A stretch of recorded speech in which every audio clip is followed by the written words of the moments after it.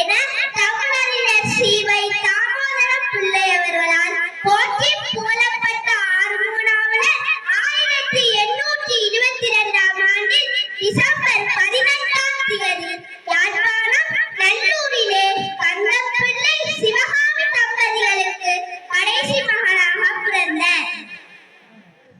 இவரின் இயற்பெயர் ஆறுமுகம் பிள்ளை. 5 வயதில் ஏடுதொடக்கப்பட்ட இவர் சிறு வயதிலேயே வாக்குண்டா, மூதுரை, நிகழ்ந்த நூல்களையும் பின்னர் தமிழ் இலக்கண இலக்கியங்களையும் சிந்தாமணி, சிலப்பதிகாரம் போன்ற நூல்களையும் கற்றுத் தேர்ந்தார். தனது 12வது வயதிலே பெர்சிவன் பாதிரியார் நடத்திய யாழ் வெஸ்டியன் மிஷன் பள்ளியில் ஆங்கிலம் கற்றார். இவரின் தமிழ் மற்றும் ஆங்கில மொழி வன்மையினால் அங்கேயே சில காலம் ஆசிரியராகவும் பணியாற்றினார். பாதிரியாரின் வேண்டுகோளுக்கு இணங்க பைபிளை தமிழில் மொழிபெயர்த்து கொடுத்தார். யாழ்ப்பாணத்தில் பிரித்தானியர்களின் ஆட்சியின் போது சைவ சமயம் அழிவுறுவதைக் கண்டு கவலையுற்றார். சைவ சமயத்தை பாதுகாக்க 1847ஆம் ஆண்டில் வண்ணார்வண்ணை சிவன் கோவிலில் முதலாக சைவ சொற்பொழிவு ஆற்றினார். அத்துடன் சைவ மாணவர்கள் கல்வி பயில 1848ஆம் ஆண்டில் வண்ணார்வண்ணையில் சைவ பிரகாச வித்தியாசாலையை நிறுவினார். இவரது நினைவுநாத முயற்சியினால் கொழும்புத்துறை, கந்தர்மடம், கருத்தித்துறை, இணுவி, கோப்பாய், புலோனி போன்ற இடங்களிலும் சைவ வித்தியாசாலைகள் உருவாக்கப்பட்டன.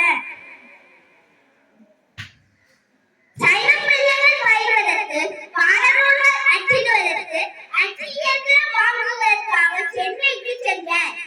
அங்கே திருவாரூரையாரிடம் இவரது கல்வி, ஆராய்ச்சி திறனையும் சொற்பொழிவாற்றும் நாமநேயையும் கண்டு நாவலர் எனும் பட்டத்தை சூட்டியது. அன்றிலிருந்து இவர் எல்லோராலும் ஆறுமுக நாவலர் என அழைக்கப்பட்டார்.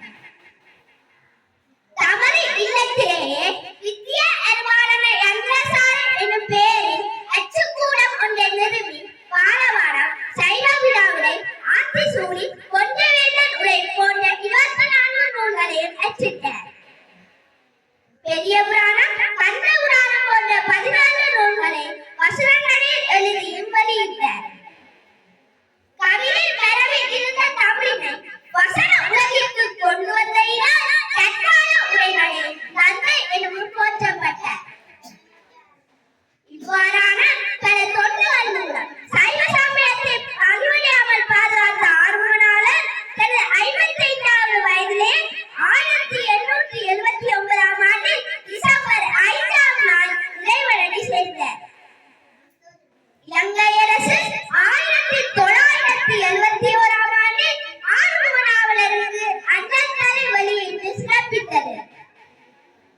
சைவமும் தமிழும் 2 கண்கள், அவ்விரண்டும் ஒளிகுன்றாமல் இறுதிவரை காத்து பயன்கொள்வதே என்பன என சைவநெறியும் தமிழும் வழிவிடாமல் பாதுகாத்த ஸ்ரீ ஆறுமுக நாவலர் பெருமான் வழியில் நாமும் ஒழுகுவோமாக என கூறி விடைபெறுகிறேன். நன்றி, வணக்கம்.